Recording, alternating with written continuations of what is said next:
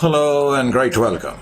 तो बेटे अभी तक इस पर्टिकुलर चैप्टर में हमने क्वेश्चन नंबर 21 तक करा था और मैंने कहा था अब ऑलमोस्ट हम चैप्टर के एंड की तरफ बढ़ रहे हैं।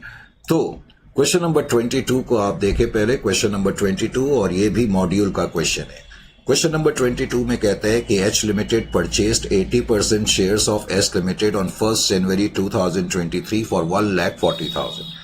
1 जनवरी 2023 को वो कहता है कि एच लिमिटेड ने 80% शेयर एक्वायर करे और अमाउंट जो पे करा 1,40,000 का पे करा 1 जनवरी को। फिर कहता है issued capital of S limited on 1 जनवरी 2023 was 1 lakh and balance in profit and loss account is 60,000।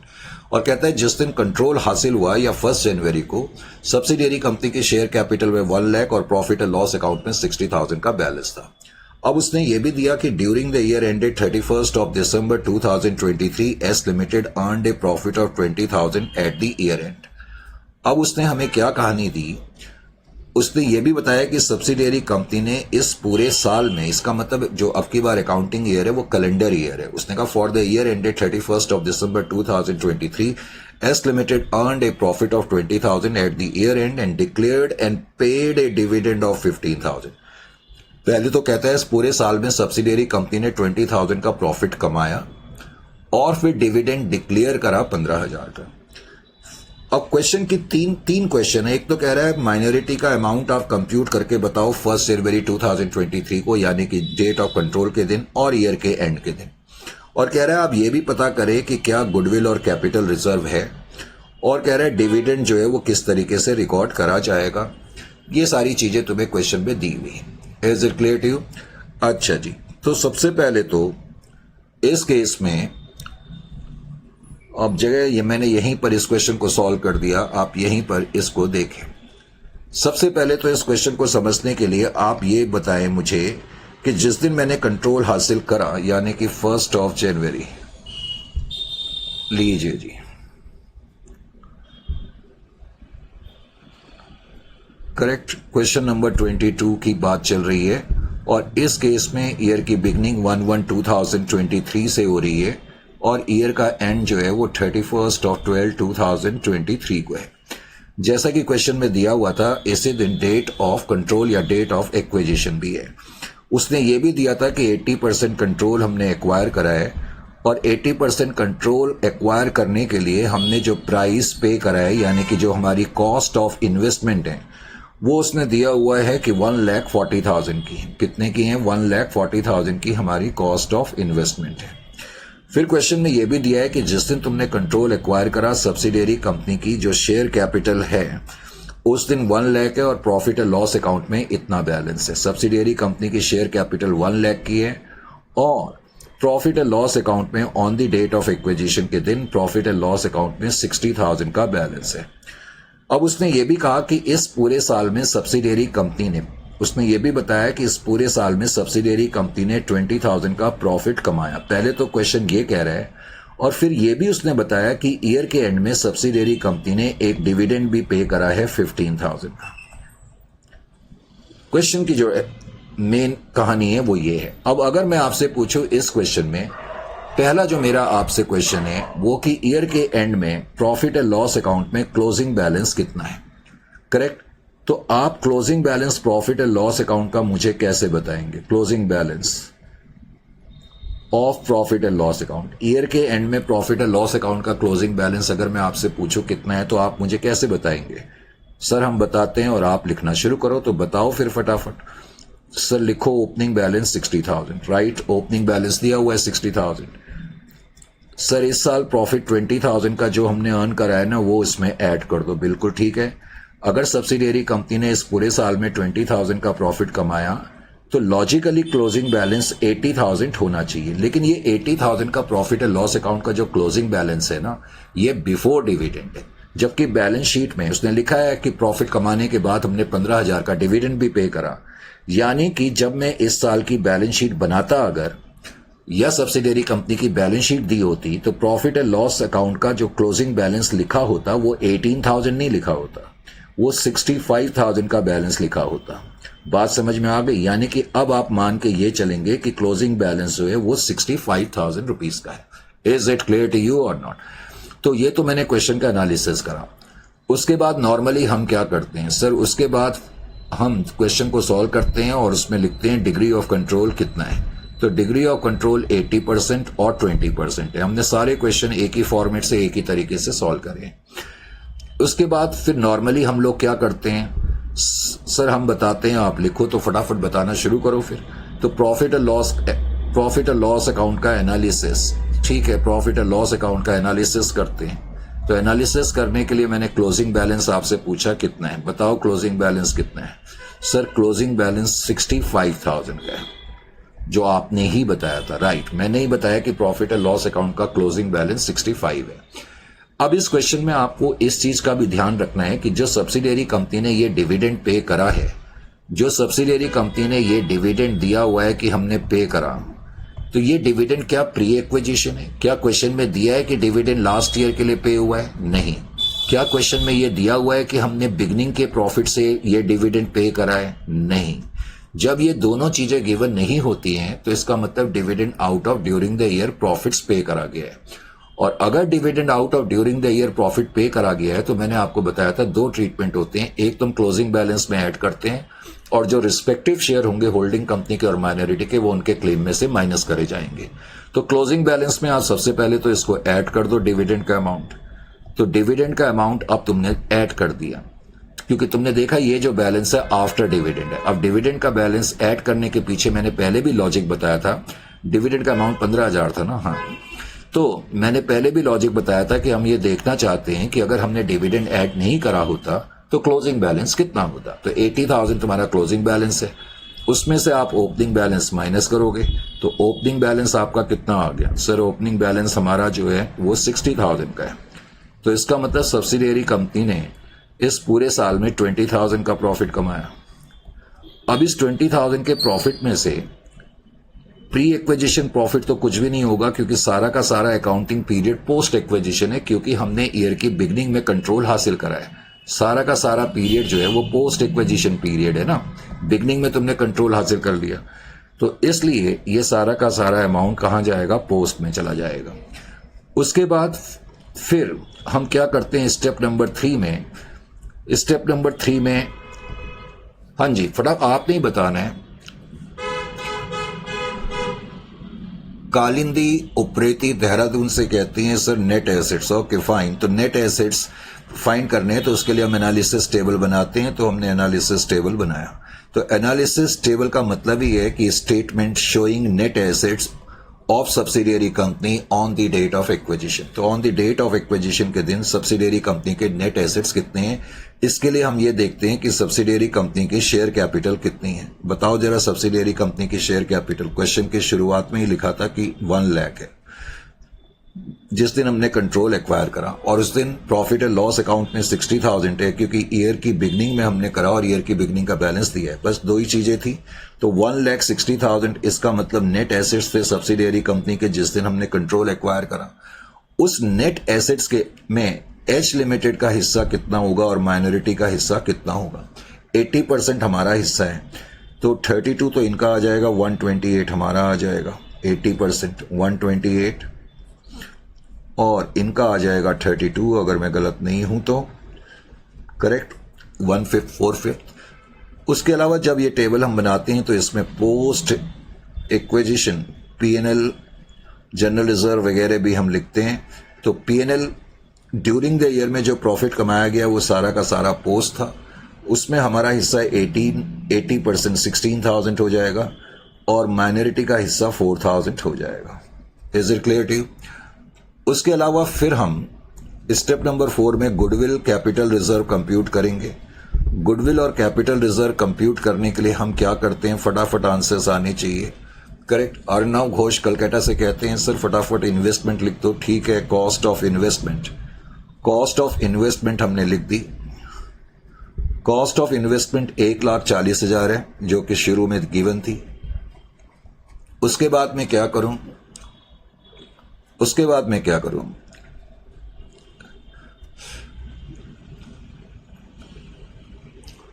Mehtab Hussain Bareilly से कहते हैं सर डिविडेंड जो है ना माइनस कर दो। बेटे ये गलत है, ये डिविडेंड प्री एक्विजिशन का नहीं है, ये प्री एक्विजिशन के केस में हम रेक्टिफिकेशन करते हैं, क्योंकि pre acquisition dividend subsidiary company क्या करती, सब्सिडियरी कंपनी ने जो प्री एक्विजिशन डिविडेंड पे करा होता है, होल्डिंग ने अपने प्रॉफिट और लॉस अकाउंट में इंक्लूड कर लिया होता है, जो कि AS 13 के मुताबिक गलत होता है। तो इसलिए ठीक करने के लिए हम प्रॉफिट से हिस्सा निकाल करके इन्वेस्टमेंट में क्रेडिट करते हैं, यानी कि इन्वेस्टमेंट में से माइनस करते हैं। पर ये तो dividend out of during the year profit का केस है ना, तो यहां इन्वेस्टमेंट में से माइनस नहीं करनी है। Is it clear to you? हाँ, इंदौर से साहिल कहते हैं, साहिल द्विवेदी, करेक्ट। साहिल द्विवेदी कहते हैं सर नेट एसेट्स माइनस कर दो, राइट, ठीक है। शेयर ऑफ नेट एसेट्स, तो शेयर ऑफ नेट एसेट्स हमने माइनस कर दिए। शेयर ऑफ नेट एसेट्स हमने देखे थे 1,28,000 के थे। तो इस तरह से इस क्वेश्चन में गुडविल जो है वो 12,000 रुपए की आ गई। गुडविल 12,000 रुपए की आ गई। क्वेश्चन में पूछा था गुडविल कितनी है, उसका आंसर हमने दे दिया। क्वेश्चन में यह भी पूछा था माइनॉरिटी इंटरेस्ट बिगनिंग की डेट को और ईयर के एंड की डेट को कितने हैं। तो माइनॉरिटी इंटरेस्ट हमें मालूम ही है कि on the date of acquisition, क्योंकि हम कंप्यूट कर चुके हैं, on the date of acquisition as per analysis table 32,000 के थे। 1,60,000 के टोटल नेट एसेट से और 20% इनका हिस्सा इतना था। अब मैं इसमें ऐड कर दूंगा पोस्ट एक्विजिशन। अब पोस्ट एक्विजिशन प्रॉफिट 20,000 के थे, इनका हिस्सा 4,000 का था, जो कि अभी हमने देखा। तो टोटल तो 36,000 आ तो रहा है, लेकिन यहां कुछ स्टूडेंट मिस्टेक कर सकते हैं। अगर मैं क्वेश्चन पूछूंगा तो ध्यान ये रखना है आपकी बात, dividend out of during the year profit का केस है। पहले तो हम क्लोजिंग बैलेंस में ऐड करते हैं और रिस्पेक्टिव शेयर होल्डिंग का शेयर जो होगा कंसोलिडेटेड पीएनएल में से माइनस हो जाएगा, माइनॉरिटी का शेयर माइनॉरिटी के इंटरेस्ट में से माइनस होगा। तो इसलिए मैं यहां पर लिखूंगा share of minority, share of dividend, sorry. तो शेयर ऑफ डिविडेंड जो माइनॉरिटी का होगा, डिविडेंड का अमाउंट 15,000 का था और माइनॉरिटी का इंटरेस्ट 20% है, तो 3,000 में ये माइनस करूंगा, तो इस तरह से 33,000 आपका आंसर आ जाएगा।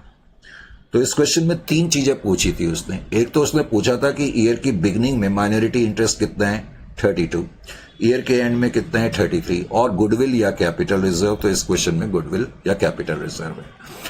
और डिविडेंड का ट्रीटमेंट उसने पूछा था, तो डिविडेंड का ट्रीटमेंट हमने बता ही दिया कि डिविडेंड ये ड्यूरिंग द ईयर के प्रॉफिट्स का केस है, इसलिए हम इसको क्लोजिंग बैलेंस में ऐड करेंगे और रिस्पेक्टिव शेयर जो है क्लोजिंग बैलेंस ऑफ पीएनएल में ऐड करेंगे, और जो रिस्पेक्टिव शेयर्स हैं वो माइनस करे जाएंगे। रिस्पेक्टिव शेयर से मतलब आपको समझ में आ जाना चाहिए कि होल्डिंग का हिस्सा जो है respective share of holding company, जो होल्डिंग कंपनी का शेयर है उनके कंसोलिडेटेड पीएनएल में से माइनस होगा, और जो माइनॉरिटी का इंटरेस्ट शेयर है माइनॉरिटी के क्लेम में से माइनस करा जाएगा। यही हमने इस क्वेश्चन में करना है। इस क्वेश्चन को करने के बाद क्वेश्चन नंबर 23 उसने हमें दिया है, और क्वेश्चन नंबर 23 को ध्यान से देखें। ये थोड़ा सा स्ट्रॉन्ग और टफ क्वेश्चन है। कहते हैं एक्स लिमिटेड ने 70% शेयर्स एक्वायर करे हैं जेट लिमिटेड नाम की कंपनी के। तो जेट लिमिटेड सब्सिडियरी कंपनी है और एक्स लिमिटेड जो है वो होल्डिंग कंपनी हो गई। जो हमने कंट्रोल एक्वायर करा है, डेट ठीक कर लेना, 31 मार्च 2025 को हमने कंट्रोल हासिल करा है, 31 मार्च 2025 को। Is it clear to you? 31 मार्च 2025 को हमने कंट्रोल एक्वायर करा है, और कहते हैं कंट्रोल जो हमने एक्वायर करा at a cost of 70 lakh, 70 lakh की कॉस्ट पर करा है। फिर कहता है following information is available from the balance sheet of Jet Limited as at 31 मार्च 2025। तो अब की बार इस क्वेश्चन में तुमने नोट करा कि अकाउंटिंग ईयर जो है वो खत्म हो रहा है 31 मार्च 2025 को, और पहली लाइन में लिखा है कि आपने कंट्रोल भी इसी तारीख को एक्वायर करा। अकाउंटिंग ईयर स्टार्ट तो डेफिनेटली 1/4/2024 से हुआ होगा, लेकिन कंट्रोल आपने इस दिन एक्वायर करा, तो इसका मतलब सारा का सारा पीरियड जो है वो प्री एक्विजिशन पीरियड है। एक बात तो ये समझ में आ जानी चाहिए, अब की बार कोई भी पोस्ट एक्विजिशन पीरियड नहीं है, ईयर के एंड में आपने कंट्रोल एक्वायर करा। अब उसने ये भी बताया कि ईयर के एंड में जो सब्सिडियरी कंपनी है उसके एसेट्स की पोजीशन क्या है। फिक्स्ड एसेट यानी कि property plant and equipments, property plant and equipment subsidiary company के 120 लाख के हैं, ये एसेट है सब्सिडियरी कंपनी का। इसी तरह से जो इन्वेस्टमेंट है ये सब्सिडियरी कंपनी ने कहीं इन्वेस्टमेंट करी होंगी, इसलिए कंफ्यूज नहीं होना है क्योंकि ये सब्सिडियरी कंपनी से रिलेटेड आइटम है। 55 के उनकी इन्वेस्टमेंट है, ये भी एसेट है। करंट एसेट उनके 70 लाख के हैं। लोन्स एंड एडवांसेस दिया हुआ है, तो ध्यान रखना लोन्स एंड एडवांसेस भी एसेट होते हैं। लोन्स एंड एडवांसेस में 15 है, और उसके अलावा 2 लायबिलिटीज दी हुई हैं। 90 और 15 की, 15% डिवेंचर और करंट लायबिलिटी 90 और 15 की दी हुई है। Are you getting my point और नॉट? तो ईयर के एंड में सब्सिडियरी कंपनी के जो आइटम्स हैं एसेट्स और लायबिलिटी के दिया, बस इतना ही आइटम दिया हुआ उसने। ये नहीं बताया आपके बाद कि सब्सिडियरी कंपनी की शेयर कैपिटल कितनी है, ये नहीं बताया सब्सिडियरी कंपनी का प्रॉफिट कितना है बिगनिंग की डेट को, ऐसा इस क्वेश्चन में कुछ नहीं दिया है। अब नीचे कह रहे हैं the following revaluations have been agreed upon and not included in the above figures. ये लाइन नहीं भी लिखी हो तो अब हमेशा ये मान करके चलते हैं कि जो भी नीचे के एडजस्टमेंट हैं वो अभी ऊपर दिए हुए आइटम्स में इनकॉर्पोरेट नहीं हुई है। करेक्ट? तो वो कहता है एक तो फिक्स्ड एसेट यानी कि प्रॉपर्टी प्लांट एंड इक्विपमेंट की वैल्यू जो है वो 20% से बढ़ गई है। Is it clear to you? तो जो हमारे ये फिक्स्ड एसेट हैं 120 लाख के हैं, तो वो कहते हैं इनकी वैल्यू जो है वो 20% से बढ़ गई। इसका मतलब 24 लाख से बढ़ गई। अगर मैं 20% कंप्यूट करूं तो इतना ही आएगा मेरे ख्याल से। इजंट इट और नॉट? उसके अलावा जो इन्वेस्टमेंट है, कहता है इन्वेस्टमेंट की वैल्यू 10% से कम हो गई है। तो सब्सिडियरी कंपनी की इन्वेस्टमेंट है उनकी वैल्यू जो है वो 10% से कम हो गई है। तो 10% अगर मैं इसका कंप्यूट करूं तो ये 5.5 आ गया। तो ये कुछ रिवैल्यूएशन हुआ है एसेट्स का। और उसने कहा कि जेट लिमिटेड ने एक डिविडेंड पे करा है 20% का on it's equity shares on 31 मार्च 2023। जिस दिन हमने कंट्रोल हासिल करा उसी दिन डिविडेंड पे करा गया है। Is it clear to you? तो इसका मतलब ये डिविडेंड जो है वो प्री एक्विजिशन डिविडेंड की तरह ट्रीट होगा। Is it clear to you और नॉट? अच्छा जी, यहां एक बड़ा इंपॉर्टेंट पॉइंट क्या है, जेट लिमिटेड ने डिक्लेयर और डिविडेंड पे करा at the rate of 20% on equity share on 31 March 2025। Date ठीक कर लेना। फिर कहता है X Limited purchase the shares of Jet Limited at the rate of 20 per share. अब इस क्वेश्चन में बड़ा इंटरेस्टिंग पॉइंट उसने क्या दिया हुआ है कि जो हमने शेयर्स खरीदे हैं वो एट द रेट ऑफ 20 के हिसाब से खरीदे। देखो, अकाउंट्स का एक फंडामेंटल रूल होता है, अगर डिवेंचर्स की फेस वैल्यू नहीं दी होती, अगर डिवेंचर की फेस वैल्यू नहीं दी होती है तो बताओ डिवेंचर कितने का मान के चलते हैं? 100 का मान के चलते हैं। अगर डिवेंचर की फेस वैल्यू नहीं दी होती है तो हमेशा 100 का मान के चलते हैं। शेयर्स में, इक्विटी शेयर्स में अगर फेस वैल्यू ना दी हो तो कितने का मान के चलते हैं? 10 रुपए का मान के चलते हैं। इसका मतलब सब्सिडियरी कंपनी का एक शेयर 10 रुपए वाला होगा। अब वो क्या कह रहे हैं कि एक्स लिमिटेड ने जो शेयर्स, जो पैसा पे करा, हमने शेयर्स एक्वायर करे। अब की बार क्वेश्चन में इस तरह कुछ नहीं दिया कि सब्सिडियरी कंपनी की कितनी शेयर कैपिटल है वगैरह वगैरह। तो वो क्या कह रहे हैं कि हमने 70% कंट्रोल हासिल करा, पर सब्सिडियरी कंपनी के टोटल नंबर ऑफ शेयर कितने हैं वगैरह ये सब चीजें हमें नहीं दी हुई हैं। हाँ, उसने ये जरूर दिया है कि जो हमने अमाउंट पे करा है, करेक्ट, जो हमने शेयर्स ये खरीदे हैं, एक शेयर को हमने 20 रुपए के हिसाब से खरीदा है। कितने रुपए के हिसाब से खरीदा है? 20 रुपए के हिसाब से खरीदा है। अब इस क्वेश्चन को वैसे तो 1 मिनट में सॉल्व करा जा सकता है। अब मैं इसका कारण बताता हूं। देखो, यहां पर नॉर्मली हम क्या करते हैं, हमें क्या चाहिए होता है, पहले तो वो सारी चीजें तो क्वेश्चन में मौजूद हैं।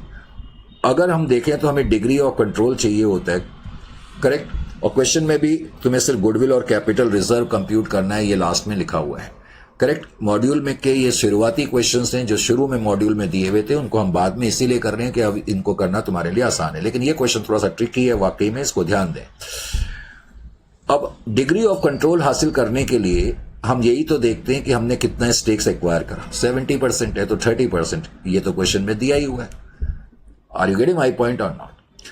बेसिकली उसके बाद हम ये एनालिसिस करते हैं, पीएनएल का एनालिसिस करते हैं।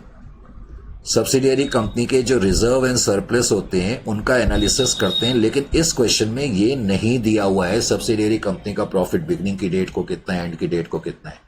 लेकिन आपने इतने सारे क्वेश्चंस कर लिए, आपको मालूम है कि ये एनालिसिस हम क्यों करते हैं?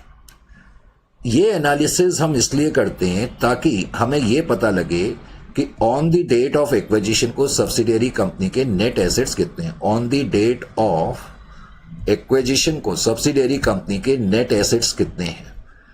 On the date of acquisition को सब्सिडियरी कंपनी के नेट एसेट्स कितने हैं, ये देखने के लिए हम पीएनएल का एनालिसिस या रिजर्व एंड सरप्लस का एनालिसिस करते हैं।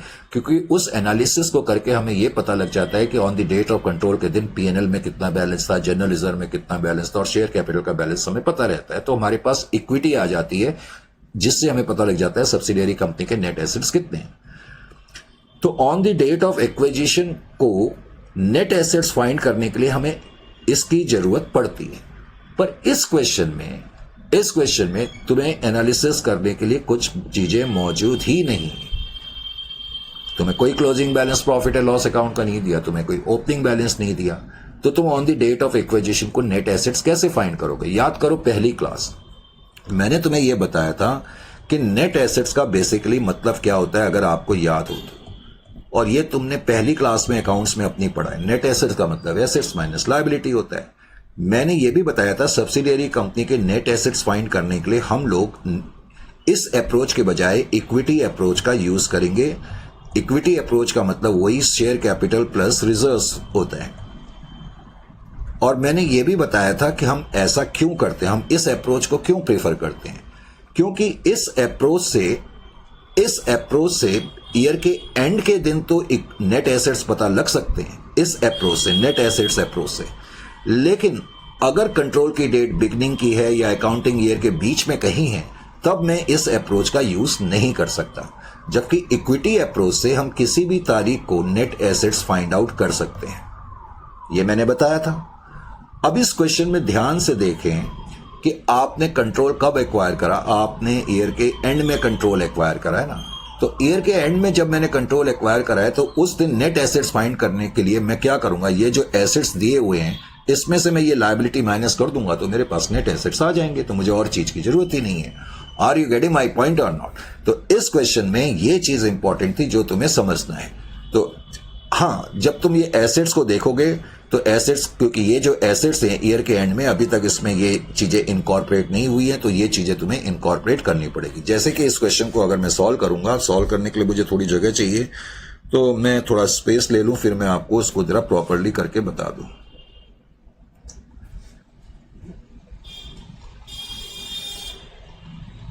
लीजिए जी, तो इस क्वेश्चन को, ये क्वेश्चन थोड़ा सा इंटरेस्टिंग है, बल्कि इसको यूं कहूंगा मैं, ये तो नहीं कहूंगा टफ है। तो क्वेश्चन नंबर 23 को आप देखें, क्वेश्चन नंबर 23, और बहुत से बच्चे इस क्वेश्चन की डिमांड भी कर रहे थे। तो पहले तो आप जो डेट लिख लें 1/4/2024 ईयर की बिगनिंग की डेट रही होगी, और ईयर के एंड की डेट हमने 31/3/2025 कर दी है। 31/3/2025 ईयर के एंड की डेट है। इस क्वेश्चन में इंफॉर्मेशन ये है कि आपने जो कंट्रोल हासिल करा है वो ईयर के एंड में करा है, और ईयर के एंड में आपने कंट्रोल हासिल करा, 70% स्टेक्स आपने खरीदे, 70% स्टेक्स, 70% शेयर्स आपने खरीदे, करेक्ट। और उसके लिए जो आपने प्राइस पे करा है, प्राइस आपने जो पे करा है वो 70 लाख का करा है। ये भी क्वेश्चन में दिया हुआ है, 70 लाख का आपने प्राइस पे करा है। 70 लाख ऐसे फिगर्स जो हैं वो लैक्स में दी हुई है। क्वेश्चन में यह भी दिया था कि ईयर के एंड में सब्सिडियरी कंपनी ने डिविडेंड भी पे करा है। तो डिविडेंड सब्सिडियरी कंपनी ने जो पे करा है, अब इस क्वेश्चन में एक प्रॉब्लम आपको ये जरूर आएगी, सब्सिडियरी कंपनी ने जो डिविडेंड पे करा होगा, सब्सिडियरी कंपनी की जो शेयर कैपिटल है उसका 20% उसने लिखा डिविडेंड पे करा है। अब प्रॉब्लम तो ये है कि हमारे पास सब्सिडियरी कंपनी की शेयर कैपिटल ही नहीं है, तो मैं कैसे डिविडेंड का अमाउंट निकालूं, इसमें दूसरा पॉइंट ये इंपॉर्टेंट है। तो सब्सिडियरी कंपनी ने कितना डिविडेंड पे करा, अब की बार ये कैसे निकाला जाएगा, ये भी एक बड़ा इंटरेस्टिंग पॉइंट है। तो इस पॉइंट को समझने के लिए आपको क्या करना पड़ेगा, सबसे पहले तो आप यहां पर देखें। मैंने कहा ना, इस क्वेश्चन में बहुत से बच्चों ने मेरे को यह कहा था कि सर ये वाला क्वेश्चन आप करा दो। मैंने कहा बिल्कुल कराएंगे, इसमें किसी तरह की कोई प्रॉब्लम नहीं है। देखें यहां पर डिविडेंड कैसे निकालेंगे इस केस में। सब्सिडियरी कंपनी ने कितना डिविडेंड पे करा, तो कितना डिविडेंड पे करा इसके लिए मुझे आप ये बताओ कि हमने प्राइस कितना पे करा है शेयर्स एक्वायर करने के लिए। अभी मैंने लिखा भी है, price paid for shares, price paid for shares in S limited. S Limited में शेयर्स खरीदने के लिए हमने 70 लाख रुपीस दिए हैं, क्वेश्चन में दिया हुआ है 70 lakh. Is it clear to you? 70 lakh दिए। फिर क्वेश्चन में यह भी दिया हुआ है कि एक शेयर के लिए हमने 20 रुपए पे करें। Price paid for 1 share, price paid एक शेयर खरीदने के लिए, प्राइस पेड फॉर 1 शेयर, एक शेयर खरीदने के लिए आपने 20 रुपए का अमाउंट पे करा है, ये क्वेश्चन में दिया हुआ था। अगर मैं 70 लाख को 20 से डिवाइड कर दूं तो मुझे ये पता लग गया कि हमने कितने शेयर एक्वायर करे होंगे। हमने सब्सिडियरी कंपनी के 3,50,000 शेयर एक्वायर करे। 3,50,000 शेयर हमने सब्सिडियरी कंपनी के एक्वायर करे। इसका मतलब ये, देखो हमने ये चीज निकाल ली। Are you getting my point और नॉट? तो हमने 3,50,000 शेयर जो है सब्सिडियरी कंपनी के खरीदे। अब सब्सिडियरी कंपनी के टोटल कितने शेयर हैं तुम वो भी निकाल सकते हो।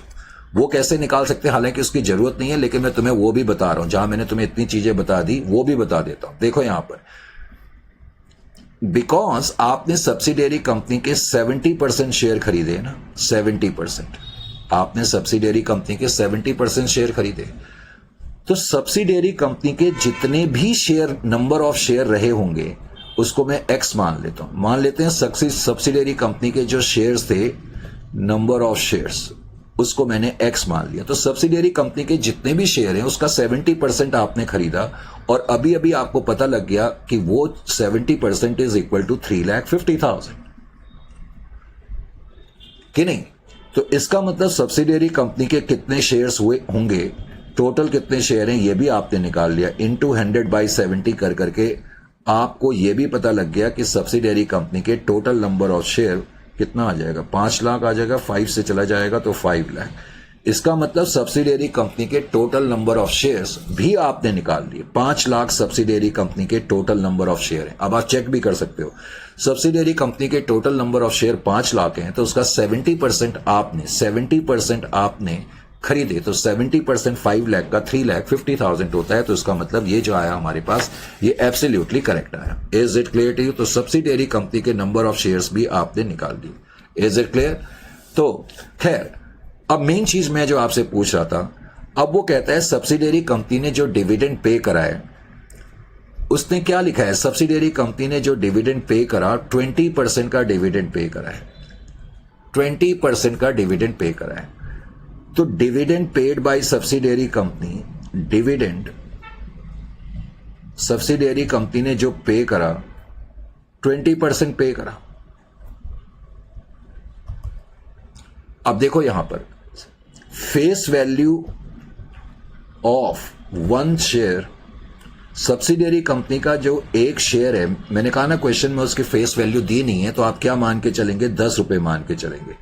जो सब्सिडियरी कंपनी का एक शेयर होगा वो 10 रुपए का होगा, उसकी नॉमिनल वैल्यू, जिसको फेस वैल्यू भी कहते हैं। तो अगर आपके पास सब्सिडियरी कंपनी का एक शेयर 10 रुपए का है, तो एक शेयर पे आपका डिविडेंड कितना बन जाएगा, dividend per share, dividend per share, dividend per share कितना बन जाएगा, डेट इज इक्वल टू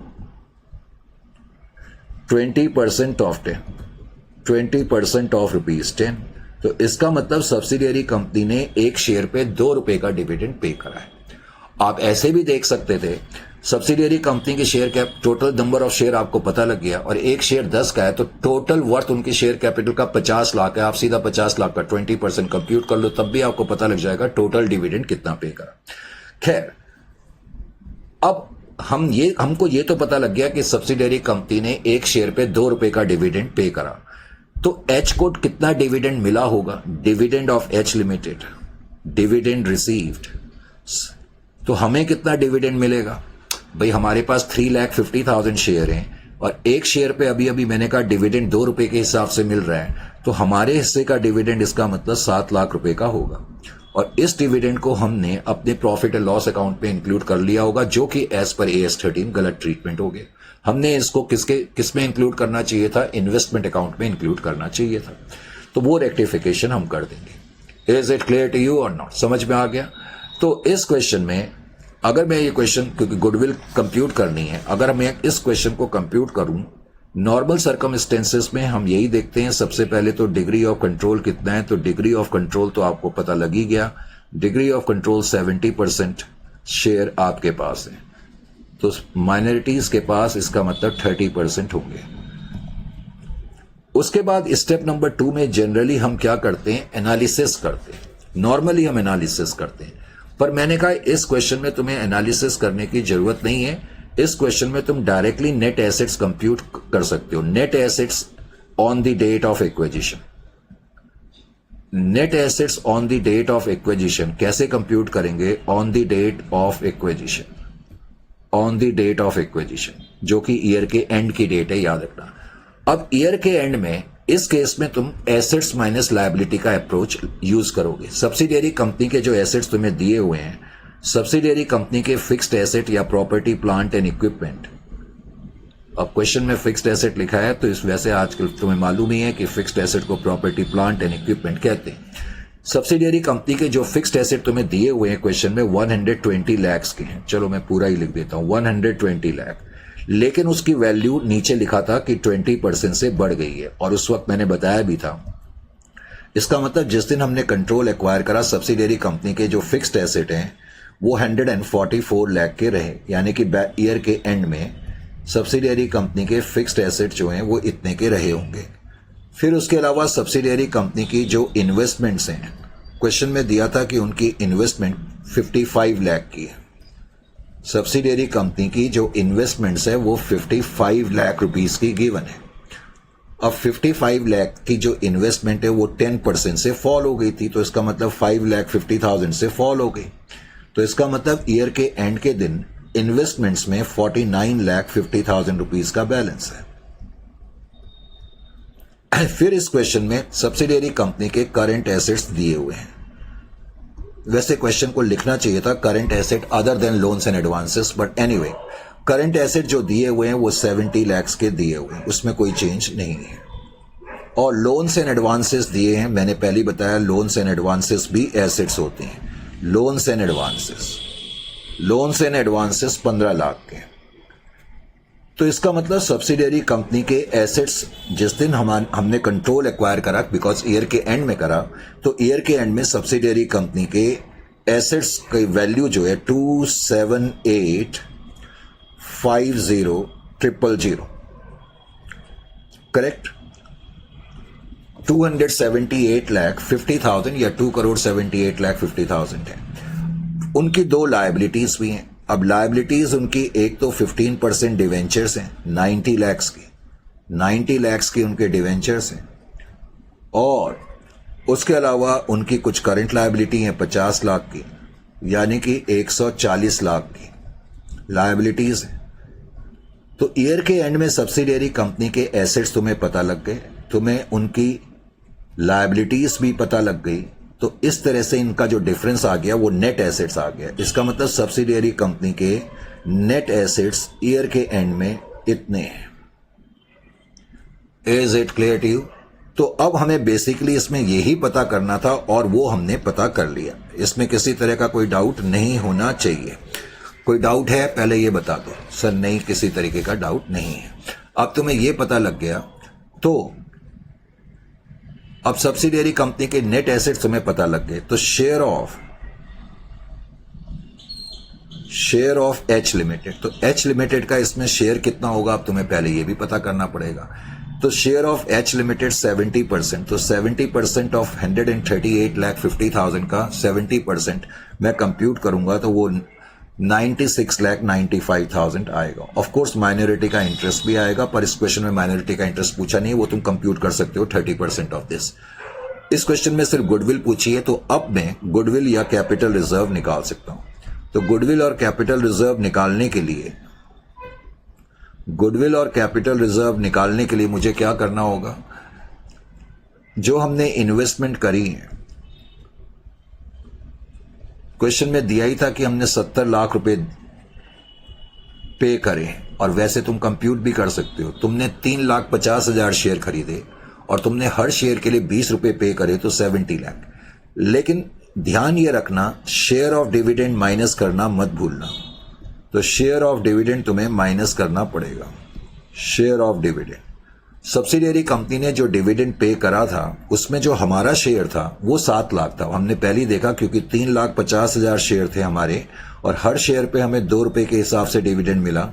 ये डिविडेंड हमने प्रॉफिट एंड लॉस अकाउंट में इंक्लूड कर लिया, जबकि हमें वहां नहीं करना चाहिए था। तो वहां से निकाल के अब हम इन्वेस्टमेंट में से माइनस कर रहे हैं। तो अब इसमें से माइनस करके तुम्हें यह पता लग गया कि तुम्हारी इन्वेस्टमेंट की कॉस्ट 63 लाख की है। और 63 लाख में से अब आप माइनस करेंगे शेयर ऑफ नेट एसेट्स। तो शेयर ऑफ नेट एसेट्स जो कि तुमने अभी अभी कंप्यूट करे 96,95,000 share of net assets in subsidiary company on the date of acquisition 96,95,000 है। तो इस तरीके से तुम्हें यह भी पता लग गया कि 33,95,000 इतना ही आएगा, 33,95,000। अब की बार ये कैपिटल रिजर्व है क्योंकि जो शेयर ऑफ नेट एसेट्स हैं वो तुम्हारे ज्यादा है। था कि नहीं इंटरेस्टिंग क्वेश्चन? सर मजा आ गया इस क्वेश्चन में, मजा आ गया। चलो कुछ तो तुमने माना कि मजा आया इस क्वेश्चन को। अब ये मैंने कहा ना जो शुरू में तुम बोल रहे थे, इसलिए थोड़ा सा पेशेंस रखना पड़ता है। अब एक एक क्वेश्चन मॉड्यूल का एक एक क्वेश्चन का एक एक एग्जाम्पल भी अब करा दिया गया है। जो बच्चे खुचे हैं वो भी मैं अब करा ही रहा हूं। तो इस क्वेश्चन को करने के बाद ये कौन सा करा था हमने 23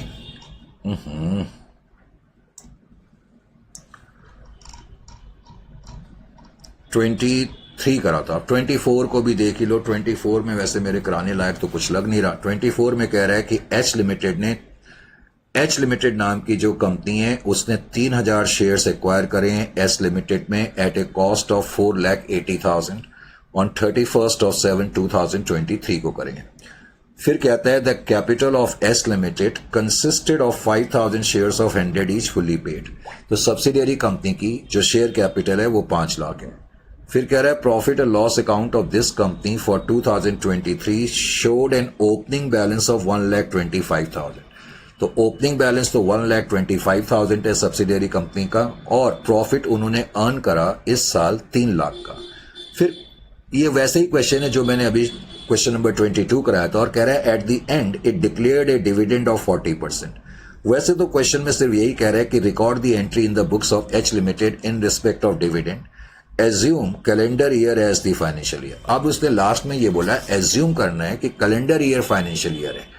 यानी कि इस क्वेश्चन को अगर मैं सॉल्व करूं तो मुझे क्या क्या चीजें करनी होंगी, क्या मैं यहां पर कर पाऊंगा इस क्वेश्चन को? इसके लिए भी मैं थोड़ा सा स्पेस क्रिएट कर ही लेता हूं, फिर नहीं तो क्लमजीनेस आ जाएगी। मैं एक बार पूरा पढ़ लूं क्वेश्चन। तो क्वेश्चन मैंने पढ़ तो लिया है पूरा, और अब मैं इसको भी सॉल्व कर देता हूं। क्वेश्चन नंबर 24 है, लीजिए जी। क्वेश्चन नंबर 24 को भी देखें। क्वेश्चन नंबर पहले तो 24 में क्या क्या कहा है मैं तुम्हें याद दिला दूं। क्वेश्चन नंबर 24 में पहले तो उसने ईयर की एंड की डेट 31/12/2023, क्योंकि उसने कहा कैलेंडर ईयर है। क्वेश्चन में यह लिखा हुआ था 31 जुलाई को, 31 जुलाई 2023 को कंट्रोल एक्वायर करा गया। डेट ऑफ कंट्रोल जो है वो ये है। तो अकाउंटिंग ईयर की बिगनिंग की डेट जो है 1 जनवरी 2023 रही होगी। Is it clear to you? तो इस क्वेश्चन में तुमने कंट्रोल इस तारीख को हासिल करा है। तो यहां से लेकर यहां तक का प्री एक्विजिशन पीरियड है, और यहां से लेकर यहां तक का पीरियड जो है वो पोस्ट एक्विजिशन पीरियड है। ये बात तो आपको पता लग गई। Is it clear to you?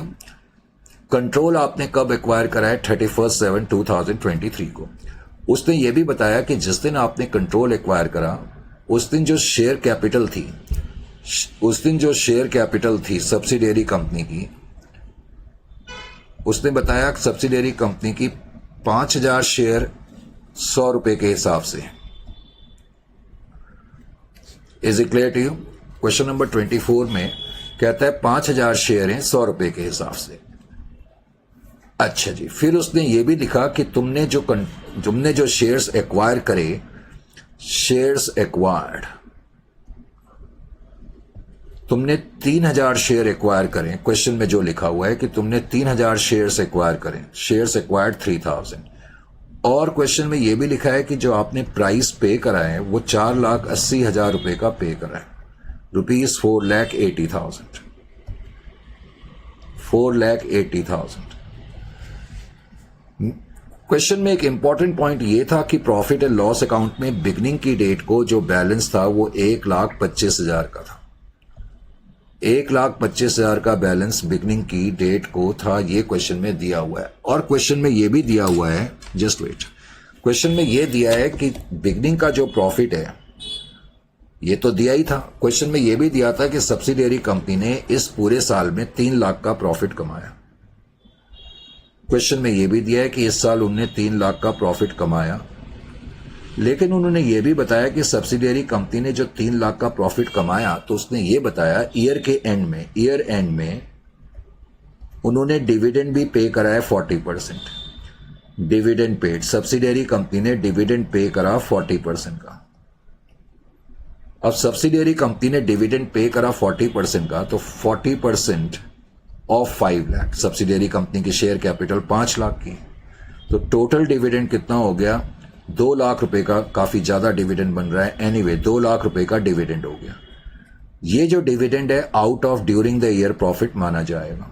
Out of during the year profit क्यों माना जाएगा? क्योंकि लिखा नहीं है बिगनिंग के प्रॉफिट का इस्तेमाल करा या लास्ट ईयर के लिए पे करा। Out of during the year profit. जब ड्यूरिंग द ईयर का प्रॉफिट से डिविडेंड पे करते हैं तो आपको मालूम है कि उसमें बड़े लिमिटेड ट्रीटमेंट होते हैं।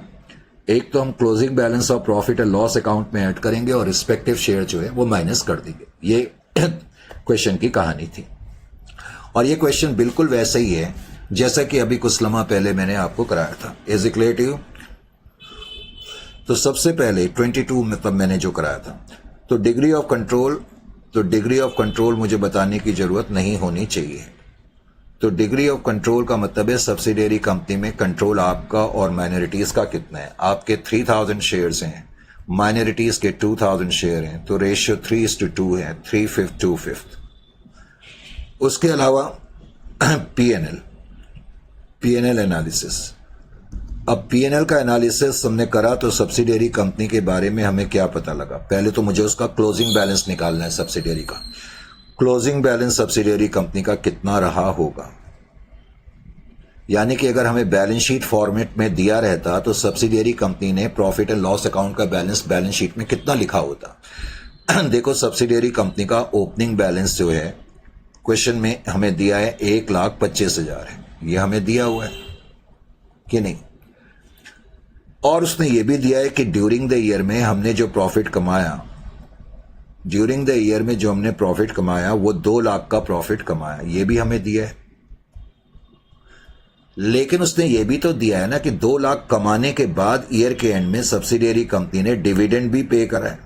सॉरी, ड्यूरिंग द ईयर में 3 लाख का प्रॉफिट कमाया और उसने ये भी लिखा है कि ईयर के एंड में सब्सिडियरी कंपनी ने डिविडेंड पे करा 2 लाख का। इसका मतलब अगर सब्सिडियरी कंपनी ने नॉर्मल सर्कमस्टेंसेस में अपनी बैलेंस शीट बनाई होती तो प्रॉफिट एंड लॉस अकाउंट का क्लोजिंग बैलेंस 2,25,000 का लिखा होता। तो तुम मान के ये चलोगे जैसे सब्सिडियरी कंपनी का क्लोजिंग बैलेंस 2,25,000 है। ऐसा क्यों? क्योंकि हम लोग क्या करते हैं, जो ये क्लोजिंग बैलेंस होता है, बिकॉज नॉर्मल बैलेंस शीट में जो दिया रहता है वो आफ्टर डिविडेंड होता है, तो हम जो ड्यूरिंग द ईयर का डिविडेंड होता है उसमें ऐड करते हैं। तो प्लस अब मैंने इसमें डिविडेंड दोबारा से ऐड कर दिया। तो आपको ये नहीं लगना चाहिए सर एक बार माइनस कर रहे हैं एक बार प्लस कर रहे हैं। पहले तो हम ये देख रहे हैं क्लोजिंग बैलेंस कितना था। अब मैं डिविडेंड की ट्रीटमेंट कर रहा हूं तो 2 लाख मैंने ऐड करा, तो उससे मुझे पता लग गया सब्सिडियरी कंपनी का closing balance profit and loss account का 4,25,000 है। उसमें से फिर हम लेस करते हैं ओपनिंग बैलेंस। अब ओपनिंग बैलेंस जब मैं माइनस करूंगा तो ओपनिंग बैलेंस 1,25,000 का है, तो 1,25,000 की फिगर आप माइनस कर देंगे। 1,25,000 की फिगर को माइनस करने के बाद जस्ट वेट, एक्चुअली मैं देख रहा था कि टाइम लिमिट कितनी सेट करी हुई है क्लास की। तो 4,25,000 में से 125 माइनस करेंगे तो 3 लाख आ जाएगा। तो हमें पता लग गया कि 3 लाख सब्सिडियरी कंपनी ने ड्यूरिंग द ईयर में प्रॉफिट कमाया, जो कि वैसे भी क्वेश्चन में स्ट्रेट वे गिवन था। अच्छा जी, अब इस क्वेश्चन में जो प्री एक्विजिशन पीरियड है उसका ध्यान रखना, वो 7 महीने का है, क्योंकि 31 जुलाई जनवरी से लेकर 31 जुलाई तक 7 मंथ्स होते हैं। तो 7/12 आपको निकालना पड़ेगा और पोस्ट एक्विजिशन पीरियड जो है वो 5 मंथ्स का है, तो 5/12 आपको कंप्यूट करना पड़ेगा। 3 लाख का तो 1,75,000 आ जाएगा और 1,25,000 पोस्ट एक्विजिशन प्रॉफिट आ जाएगा। तो इस तरीके से प्री और पोस्ट एक्विजिशन प्रॉफिट निकालने के बाद फिर तो कोई प्रॉब्लम होनी ही नहीं चाहिए। क्यों नहीं होनी चाहिए प्रॉब्लम? क्योंकि उसके बाद फिर हमें क्या करना होता है, हम एनालिसिस टेबल बनाते हैं। तो एनालिसिस टेबल हमने बनाया, यानी कि स्टेटमेंट ऑफ इक्विटी हमने बनाई है या स्टेटमेंट ऑफ नेट एसेट। तो एनालिसिस टेबल में सब्सिडियरी कंपनी की शेयर कैपिटल पहले आप लिखें, फिर उनके रिजर्व्स लिखें। तो on the date of acquisition कोड सब्सिडियरी कंपनी की शेयर कैपिटल कितनी थी? 5 लाख ही रही होगी, इसमें कोई डाउट नहीं, और गिवन भी है। प्रॉफिट एंड लॉस अकाउंट में बिगनिंग की डेट को बैलेंस तो कितना है, पहले तो ये देखो बिगनिंग की डेट को, क्योंकि कंट्रोल अब की बार बिगनिंग की डेट को एक्वायर नहीं हुआ है। बिगनिंग की डेट को 1,25,000 है, उसके 7 महीने के बाद कंट्रोल एक्वायर हुआ है। तो प्री एक्विजिशन प्रॉफिट, पहले 7 महीने में सब्सिडियरी कंपनी ने प्रॉफिट जो कमाया वो हमने अभी अभी कंप्यूट करा था 1,75,000। तो इसका मतलब जिस दिन कंट्रोल एक्वायर हुआ उस दिन सब्सिडियरी कंपनी का profit and loss account definitely 3 lakh का रहा होगा। तो इस तरह से on the date of acquisition को कहा जा सकता है सब्सिडियरी कंपनी के नेट एसेट्स 8 लाख के थे। करेक्ट। इस 8 लाख में से अब आप अपना हिस्सा कंप्यूट करेंगे तो आपका हिस्सा कितना आ जाएगा? 4,80,000 और 2/5 जो आ जाएगा वो 3,20,000 आ जाएगा।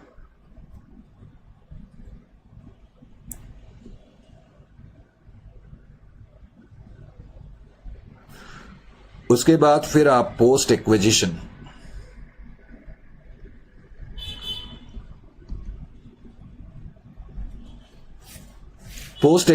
प्रॉफिट एंड लॉस अकाउंट हमने कंप्यूट करा। जो 5 महीने का प्रॉफिट था ड्यूरिंग द ईयर के प्रॉफिट में से वो 1,25,000 था। 1,25,000 का 3/5 75,000 एंड 2/5 50,000 हो जाएगा। उसके बाद आप अपनी गुडविल या कैपिटल रिजर्व निकाल सकते हैं। तो गुडविल या कैपिटल रिजर्व निकालने के लिए पहले तो आप लिखें कि इन्वेस्टमेंट्स कितनी है। तो investments in shares of S limited जो हैं वो 4,80,000 की। डिविडेंड माइनस मत कर देना, डिविडेंड ड्यूरिंग द ईयर के प्रॉफिट में से, less share in net assets on the date of acquisition. तो सब्सिडियरी कंपनी के जो नेट एसेट्स थे on the date of acquisition को, उसमें पेरेंट का हिस्सा कितना था? 4,80,000 ही था। ओहो, तो इसका मतलब इस केस में कोई गुडविल और कैपिटल रिजर्व नहीं है। तो इस केस में कोई गुडविल कोई कैपिटल रिजर्व नहीं आएगी। करेक्ट। नेट फिर माइनॉरिटी इंटरेस्ट। अब माइनॉरिटी का इंटरेस्ट तो on the date of acquisition को, on the date of acquisition minority का हिस्सा जो था on the date of acquisition को 3,20,000 का है, plus share in post acquisition profit, plus share इन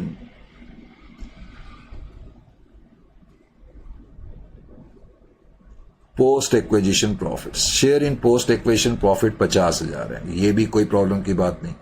लेकिन ध्यान ये रखना, because dividend during the year का प्रॉफिट है, क्लोजिंग बैलेंस में ऐड करने के बाद रिस्पेक्टिव शेयर माइनस करते हैं, तो शेयर ऑफ डिविडेंड माइनस करना पड़ेगा। शेयर ऑफ डिविडेंड जब माइनस करेंगे तो पहले तो डिविडेंड का अमाउंट कितना है? 2 लाख है। उसमें माइनॉरिटी का हिस्सा कितना होगा? 2/5 होगा, 80,000। तो 80,000 माइनस करना पड़ेगा। 3,70,000 में 80 माइनस करेंगे तो 2,90,000 आना चाहिए, 2,90,000 आ जाएगा। तो इस तरीके से इस क्वेश्चन को करा जाएगा। आई होप सो कि इसमें भी कोई प्रॉब्लम आपको नहीं आनी चाहिए। Is it clear? उसके अलावा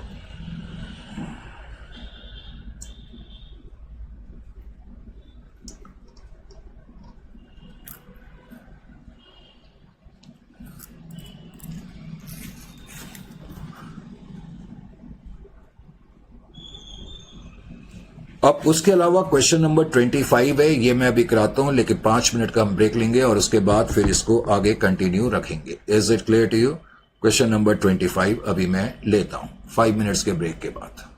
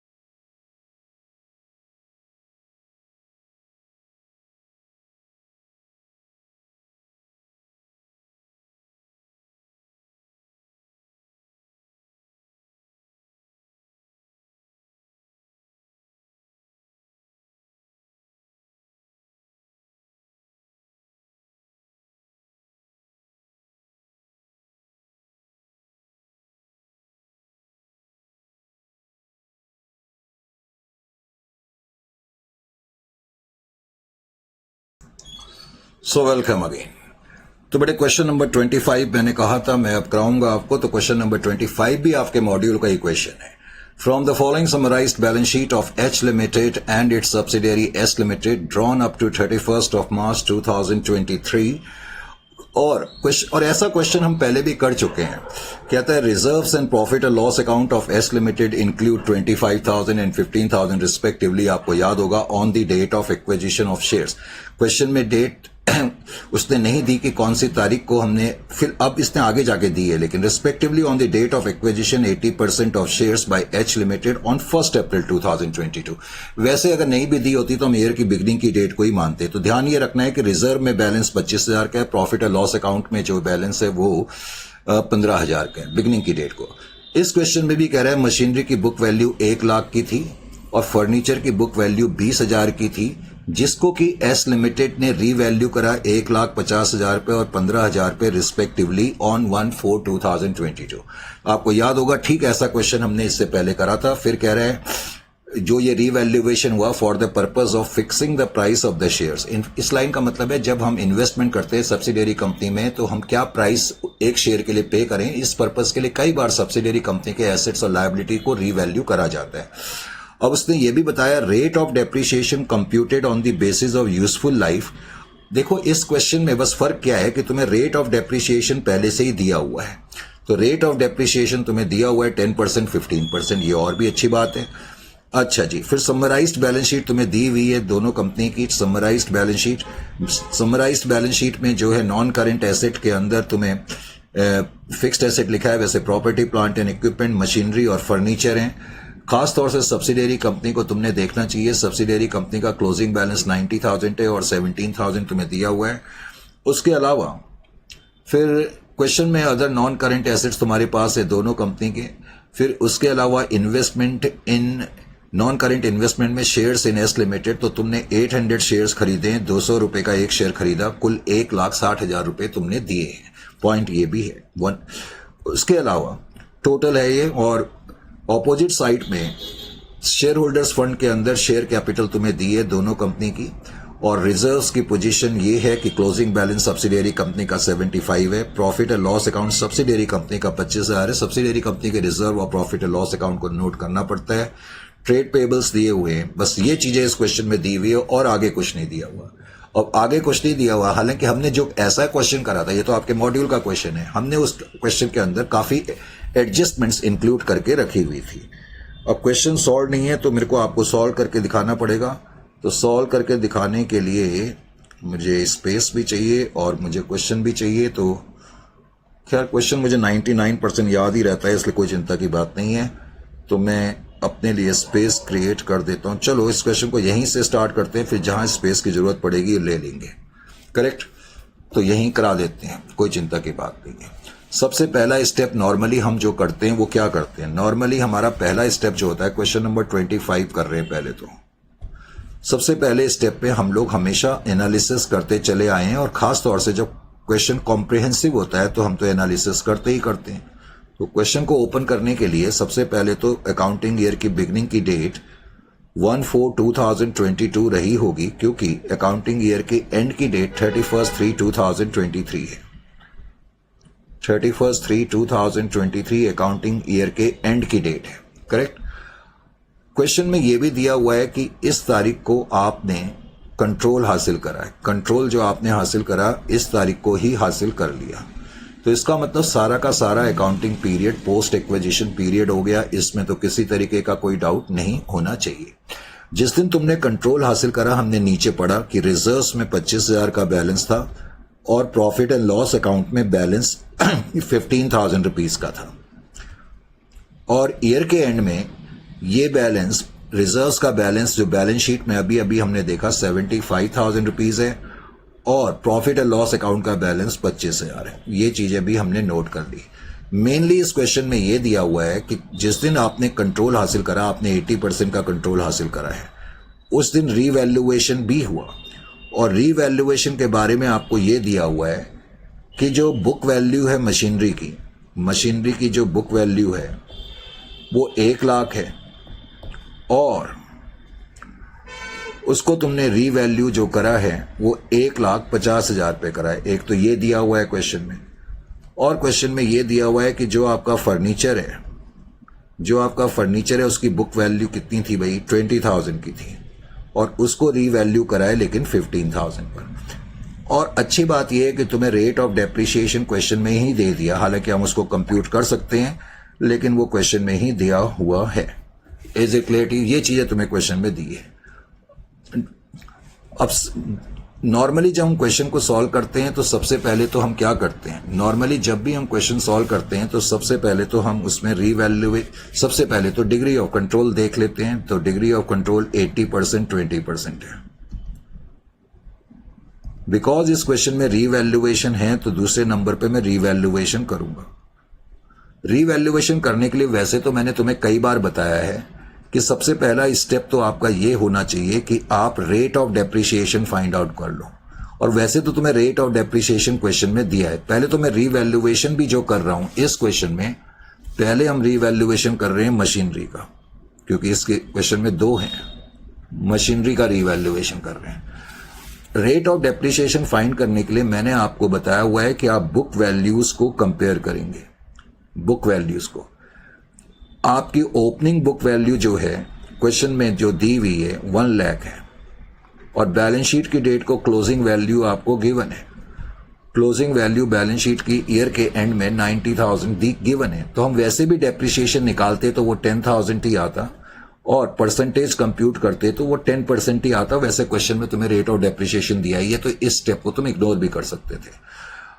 अब डेप्रिसिएशन कंप्यूट करने के बाद फिर हम ये देखने की कोशिश करते हैं कि जिस दिन हमने रीवैल्यूएशन करा उस दिन बुक वैल्यू कितनी थी। बिकॉज रीवैल्यूएशन ईयर की बिगिनिंग में ही हुआ है तो इसलिए कोई प्रॉब्लम ही नहीं है।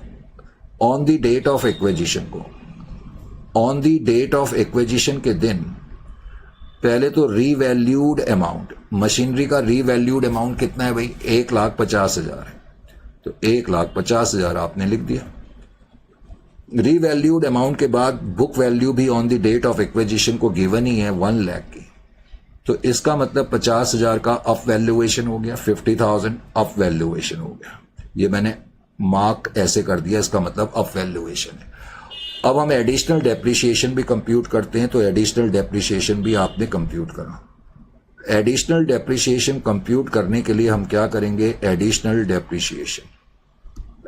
डेप्रिसिएशन कंप्यूट करने के लिए पहले तो हम ये देखेंगे कि जो रीवैल्यूड अमाउंट है वो कितना है, 1,50,000 है। रेट ऑफ डेप्रिसिएशन और पोस्ट एक्विजिशन पीरियड पूरे 12 महीने का है, तो पूरे 12 महीने का आप कंप्यूट करेंगे तो date is equal to 15,000 less depreciation already charged. Depreciation already कितना हम दे चुके हैं, 10,000 दे चुके हैं भाई। हमने 10,000 का डेप्रिसिएशन तो ऑलरेडी दे ही दिया है ना। तो या तुम कंप्यूट करके दिखाना चाहते हो तो 1 लाख इंटू 10% इंटू 12/12, तो 5,000 जो है आपका एडिशनल डेप्रिसिएशन आ गया। ये तो मशीनरी का रीवैल्यूएशन हो गया। मशीनरी के अलावा फिर इस क्वेश्चन में रीवैल्यूएशन फर्नीचर एंड फिटिंग्स का भी था। और फर्नीचर एंड फिटिंग्स के केस में भी आपको यही तरीका अपनाना पड़ेगा। हालांकि मैंने कहा इस स्टेप की जरूरत नहीं है इस क्वेश्चन में, क्योंकि रेट ऑफ डेप्रिसिएशन तुम्हें गिवन ही है, लेकिन जस्ट मेरी आदत है कि मैं चीजें रिकैप भी करता रहता हूं। तो बुक वैल्यू हमेशा देखें, बुक वैल्यू बिगनिंग की 20,000 की है और बैलेंस शीट की डेट को 17,000 की बुक वैल्यू है। इसका मतलब पूरे साल में सब्सिडियरी कंपनी ने 3,000 का डेप्रिसिएशन दिया। 3,000 डिवाइडेड बाई 20,000 इंटू 100 में करता तो तब भी ये 15% ही आता। उसके बाद on the date of acquisition को हम यही देखते हैं कि रीवैल्यूड अमाउंट कितना है। तो on the date of acquisition के दिन रीवैल्यू करा गया इसको, फर्नीचर को तुमने जो रीवैल्यू करा है वो कितने पर करा है, डेट इज 20,000 पर। 20,000 पर करा था, 15 पर करा था, 15 पर करा था, 15,000 पर रीवैल्यू करा था और बुक वैल्यू उसकी 20,000 थी। तो बुक वैल्यू आपने देखी, बुक वैल्यू जो है वो 20,000 की है। तो बुक वैल्यू आपने 20,000 लिख दी। तो इस तरह आपको पता लग गया कि इस केस में डीवैल्यूएशन है, मैंने नीचे की तरफ मार्क कर दिया। अब जब डीवैल्यूएशन होता है तो हमें कम डेप्रिसिएशन देना पड़ता है, तो इसका मतलब हमने ज्यादा डेप्रिसिएशन इस साल दे दिया होगा। कितना हमने ज्यादा डेप्रिसिएशन दिया ये हम कंप्यूट करते हैं। तो पहले तो रीवैल्यूड अमाउंट आप लिखें 15,000।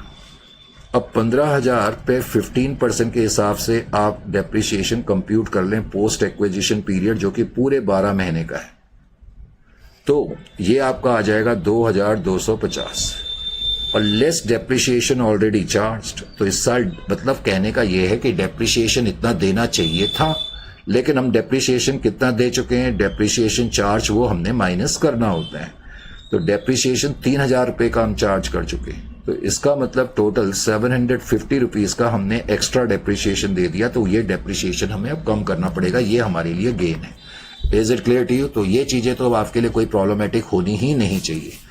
इस क्वेश्चन को करने के बाद फिर नॉर्मली हम क्या करते हैं, एनालिसिस करते हैं। अब मैंने एनालिसिस करा, तो एनालिसिस करने के लिए, एनालिसिस करने का मतलब है रिजर्व्स एंड सरप्लस का। तो analysis of reserve and surplus. अब रिजर्व एंड सरप्लस के अंदर भी मैंने पहले प्रॉफिट एंड लॉस अकाउंट का करा और फिर मैं रिजर्व्स का करूंगा। अब प्रॉफिट एंड लॉस अकाउंट का जहां तक सवाल है, तो पहले तो ये देखो क्लोजिंग बैलेंस कितना है। सर क्लोजिंग बैलेंस 25,000 का है। क्या कोई एबनॉर्मल लॉस है? नहीं है। होता तो मैं ऐड करता। क्या कोई ड्यूरिंग द ईयर का डिविडेंड है? वो मैं ऐड करता, वो भी नहीं है। तो इस क्वेश्चन में फिर मैं डायरेक्टली ओपनिंग बैलेंस माइनस कर दूंगा। तो ओपनिंग बैलेंस 15,000 का है। तो इसका मतलब ड्यूरिंग द ईयर के पीरियड में सब्सिडियरी कंपनी ने 10,000 का प्रॉफिट कमाया होगा। अब इस 10,000 के प्रॉफिट में से प्री एक्विजिशन का हिस्सा तो जीरो हो जाएगा, क्योंकि सारा का सारा पीरियड पोस्ट एक्विजिशन है। तो पोस्ट एक्विजिशन 10,000। उसके अलावा जनरल रिजर्व, फिर मैंने जनरल रिजर्व का करा। जनरल रिजर्व या रिजर्व जो भी दिया हुआ है, तो करने के लिए क्लोजिंग बैलेंस, चलो डायरेक्टली ऐसे ही लिख लो। क्लोजिंग बैलेंस कितना है? 75,000 है जनरल रिजर्व का। 75,000 में से आप ओपनिंग बैलेंस पहले तो माइनस करो। अब ओपनिंग बैलेंस 75 में से 25,000 माइनस करना है। तो इसका मतलब सब्सिडियरी कंपनी ने इस साल 50,000 रुपए जनरल रिजर्व में ट्रांसफर करे। तो इसमें से प्री एक्विजिशन जनरल रिजर्व कुछ नहीं होगा, सारा का सारा जनरल रिजर्व जो ट्रांसफर करा गया, इसका मतलब पोस्ट पीरियड में करा गया। इस स्टेप के बाद फिर हम एनालिसिस टेबल बनाते हैं। एनालिसिस टेबल बनाने के लिए एनालिसिस टेबल,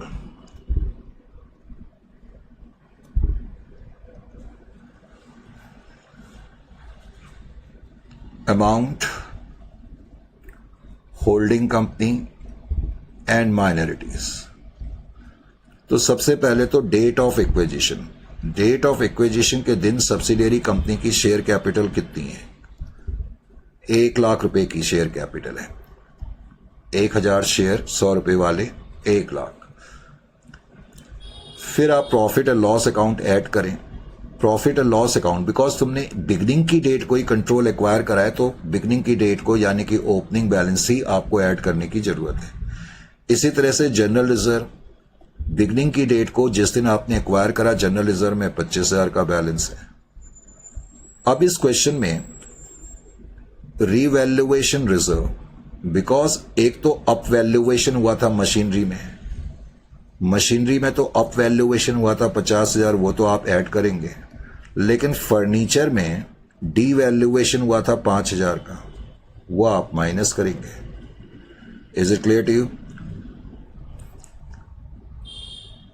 तो इस तरीके से 1,85,000 सब टोटल नेट एसेट्स हो जाएंगे सब्सिडियरी कंपनी के on the date of acquisition को। अब 80% कंट्रोल आपके पास है, 20% माइनॉरिटीज का है। तो 80% और 20% इसका निकाल लो। 20% निकालना आसान होगा, तो 20% तो 37,000 आ जाएगा। मैं उस 37,000 को 4 से मल्टीप्लाइड कर देता हूं, तो दैट इज इक्वल टू 1,48,000। फिर पोस्ट पीरियड। अब जहां तक पोस्ट का सवाल है, पोस्ट का, तो पोस्ट पीरियड में आप सबसे पहले तो क्या करेंगे sir, profit and loss account लिखेंगे, नो डाउट अबाउट दैट। तो प्रॉफिट एंड लॉस अकाउंट लिखो, फिर 10,000 का है, 8,000 हमारा हिस्सा हो जाएगा, माइनॉरिटीज का 2,000 हो जाएगा। रिजर्व्स पोस्ट पीरियड के 50,000 है। इनफैक्ट ड्यूरिंग द ईयर में जो रिजर्व में ट्रांसफर हुआ वो सारा का सारा पोस्ट पीरियड की होगा। 40,000, 10,000। फिर इस क्वेश्चन में एडिशनल डेप्रिसिएशन भी है। अब एडिशनल डेप्रिसिएशन जो होता है वो लॉस होता है, 5,000 रुपए का additional depreciation plant and machinery पे। तो इसमें हमारा हिस्सा 4,000 जो कंसोलिडेटेड पीएनएल में से माइनस करेंगे और माइनॉरिटी का तो यही माइनस हो जाएगा। और फिर जो एक्सेस डेप्रिसिएशन है, एक्सेस डेप्रिसिएशन का मतलब रिडक्शन इन डेप्रिसिएशन, ये तुम्हारे लिए गेन होता है। तो 750, 600 और 150, तो तुम माइनॉरिटीज का तो यहीं पर ऐड कर दो। 12,000 में से 1,000 चला गया, 11,000 में से 150 माइनस कर देंगे तो मेरे ख्याल से 10,850 आ जाएगा। चेक कर लेना। फिर भी 11,000 में से 150 माइनस करेंगे तो ठीक है, 10,850 आ जाएगा। Is it clear to you? तो इस तरह तुमने माइनॉरिटी का इंटरेस्ट भी कंप्यूट कर लिया। उसके बाद नॉर्मली हम क्या करते हैं, गुडविल और कैपिटल रिजर्व कंप्यूट करते हैं। Step number 5, goodwill capital reserve. Goodwill और कैपिटल रिजर्व कंप्यूट करने के लिए हमें क्या करना होता है, एक तो हम देखते हैं कि इन्वेस्टमेंट कितनी है। तो investment in shares of S limited, S limited के शेयर्स में हमने जो पैसा लगाया है वो 1,60,000 का लगाया है। लेस करेंगे शेयर ऑफ नेट एसेट्स। जो नेट एसेट्स थे on the date of acquisition के दिन, उसमें हमारा हिस्सा, होल्डिंग कंपनी का हिस्सा 148 था। तो इसका मतलब 12,000 रुपए की आपकी गुडविल आ जाएगी। क्या आ जाएगी? गुडविल आ जाएगी। This is your goodwill. उसके अलावा फिर माइनॉरिटी इंटरेस्ट। अब माइनॉरिटी इंटरेस्ट कंप्यूट करेंगे तो माइनॉरिटी इंटरेस्ट कंप्यूट करने के लिए on the date of acquisition को माइनॉरिटी कितनी है, ये एज पर एनालिसिस टेबल जो हम कंप्यूट कर चुके थे 37,000 की है। फिर plus share in post acquisition reserve and surplus, जो हमने इकट्ठे ही कर दिया था 10,850। करेक्ट? तो ये आ जाएगा आपका, कितना आ जाएगा ये 37,000। ये हमने ठीक करा था। 12 माइनस 1 11,000 में 10,000 तो 47,850 आना चाहिए। 47,000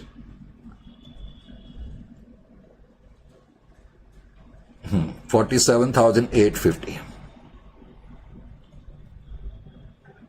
करेक्ट। फिर भी एक बार चेक कर लेना, कई बार मेरे से मिस्टेक भी हो जाती है, तो मैं इसको एक बार जरा देख लेना चाहता हूं। 2,000 10,000 इतना ही था ना, 12,000 और उसमें से एडिशनल डेप्रिशिएशन माइनस करा था 11, तो 10,850 ही आएगा। ठीक है, तो 47,850।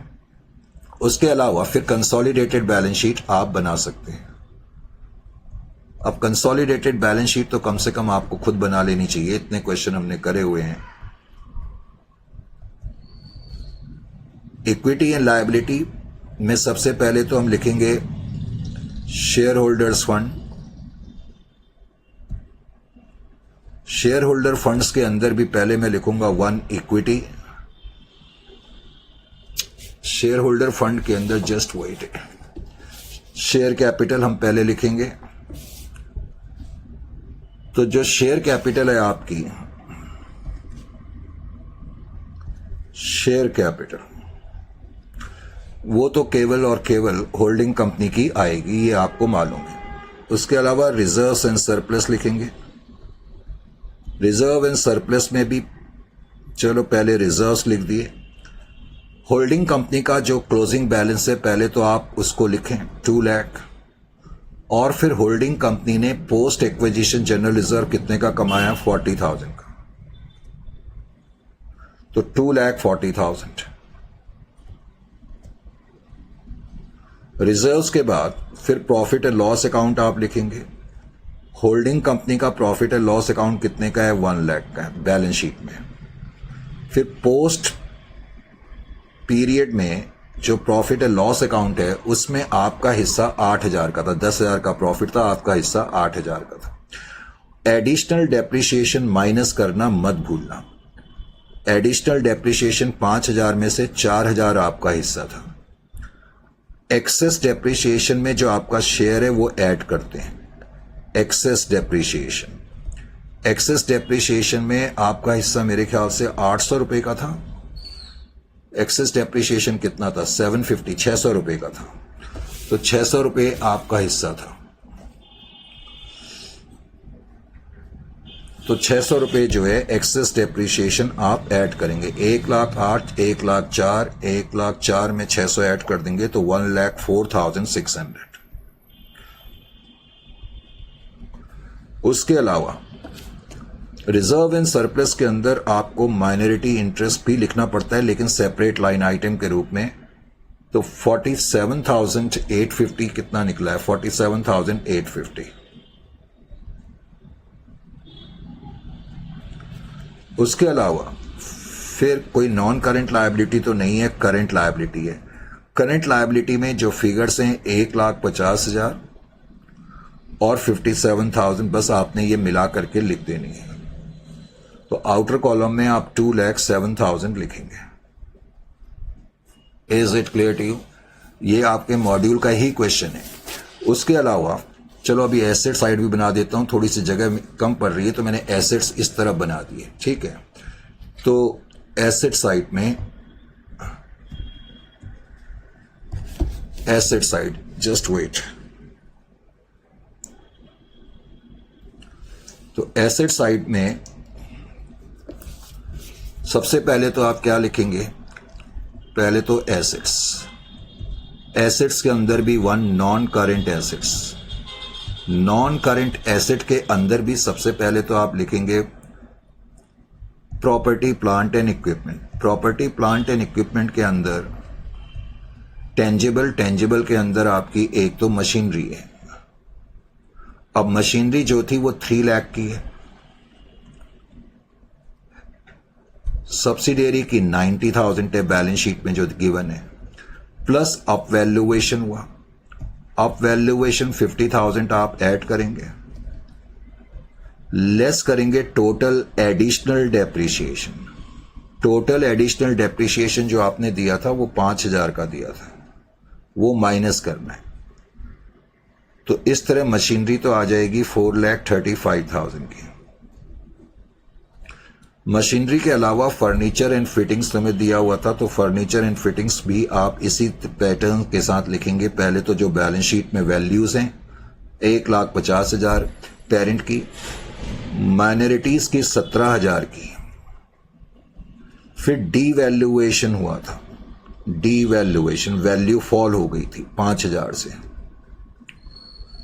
और एक्सेस डेप्रिसिएशन ऐड करेंगे। एक्सेस डेप्रिसिएशन जो था वो 750 का था। तो ये प्लस माइनस करने के बाद 1,62,750 आ जाएगा। ये चीजें करने के बाद फिर क्वेश्चन में जो तुम्हें दिया हुआ था अदर करंट इन्वेस्टमेंट तो आएंगी नहीं, other current assets. Other current asset आपने सिर्फ मिला करके लिख देने हैं 4,40,000 प्लस 1,50,000। तो टोटल आ जाएगा 5,90,000। उसके अलावा इस क्वेश्चन में गुडविल थी, मैंने गुडविल अभी तक शायद लिखी नहीं है। गुडविल इंटेंजिबल एसेट है तो वो यहां पर आप लिखोगे 12,000। तो इस तरीके से इस क्वेश्चन को करा जाएगा। Is it clear to you और नॉट? तो इस क्वेश्चन को करने के बाद वैसे तो ये चैप्टर ऑलरेडी अब फिनिश हो गया। अब मॉड्यूल का हमने एक एक क्वेश्चन कर दिया है। क्वेश्चन नंबर 26 और 27 तुम खुद कर सकते हो। क्वेश्चन मॉड्यूल का जो क्वेश्चन नंबर 26 है और 20, देखो यहां पर 26, ये क्वेश्चन इसमें मेरे कुछ कराने लायक ही नहीं है। वो क्या कह रहा है, ए लिमिटेड नाम की company 80% holds 80% equity voting powers in B limited, यानी कि ए लिमिटेड का बी लिमिटेड में 80% कंट्रोल है। अब कह रहे हैं ए लिमिटेड सेल्स इन्वेंट्रीज, यानी कि ये क्वेश्चन सिर्फ अनरियलाइज प्रॉफिट के कॉन्सेप्ट पर है।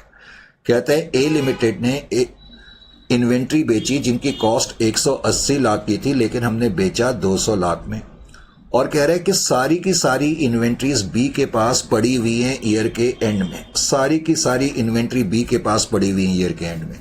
तो इस क्वेश्चन का आंसर क्या हो जाएगा 26 का? भाई 26 में आपको क्या बताना है? एक्चुअली क्वेश्चन सिर्फ आपको यह देखना चाहता है कि आपने डाउन स्ट्रीम ट्रांजेक्शन के बारे में आपको मालूम है या नहीं। 26 में वो कह रहा है कि ए ने सेल करा है बी को, ए सेल्स टू बी, होल्डिंग ने बी को बेचा है। तो पहले तो आपको यह समझ में आना चाहिए कि ये डाउन स्ट्रीम ट्रांजेक्शन है, down stream transaction, this is your down stream transaction, ये डाउन स्ट्रीम ट्रांजेक्शन है। ए ने बी को बेचा है, नंबर 1। अब उसने क्या बेचा, कितने में था? उसने बोला कि हमने जो सामान बेचा है उसकी कॉस्ट जो थी वो 180 की थी और बेचा हमने बी को 200 में। अब मेन चीज हमें यह देखनी होती है जो हमने सामान बेचा उसमें से अनसोल्ड कितना है। तो अनसोल्ड वो कह रहा है सारी की सारी इन्वेंट्री जो है अनसोल्ड है, यानी कि सारी की सारी इन्वेंट्री बची हुई है। तो उसके अंदर यूआरपी अनरियलाइज प्रॉफिट कितना हो जाएगा? 20 हो जाएगा, क्योंकि जब हमने बेचा था इसमें बेचा था। डाउन स्ट्रीम ट्रांजेक्शन में अब तुमने इसका ट्रीटमेंट बताना है। मैंने तुम्हें बताया हुआ है कि जो अनरियलाइज प्रॉफिट है, एक तो हम उसको सब्ट्रैक्ट कर देते हैं, consolidated, subtract from consolidated inventory. तो बैलेंस शीट के अंदर जब हम इन्वेंट्री की फिगर लिखेंगे तो उसमें से माइनस करते हैं, एक तो ये करते हैं, और उसके अलावा हम इसको सब्ट्रैक्ट करते हैं from consolidated PNL, subtract from consolidated PNL, यही करते हैं। बस में तुम्हें ये बताया गया है। तो is it clear to you? इसी तरह से इसका जो बी पार्ट है वो भी तकरीबन यही है। वो कह रहे हैं आपके पास 75% शेयर है और अब की बार कह रहे हैं 150 लाख का सामान जो है 200 लाख में बेचा, सॉरी ए ने खरीदा। अब की बार ए ने इन्वेंट्री खरीदी है, 150 की कॉस्ट थी, 200 पे खरीदी है और कह रहे हैं सारी इन्वेंट्री ए के पास पड़ी है। तो अब ये जो पार्ट बी है ये अप स्ट्रीम का केस हो गया। इस केस में जो ए लिमिटेड है उसने परचेज करा है, ए लिमिटेड ने सामान परचेज करा है। किससे सामान परचेज करा है? बी लिमिटेड से, यानी कि बी लिमिटेड ने ए को सामान बेचा है। तो इसलिए ये अप स्ट्रीम ट्रांजेक्शन है, अप स्ट्रीम ट्रांजेक्शन है।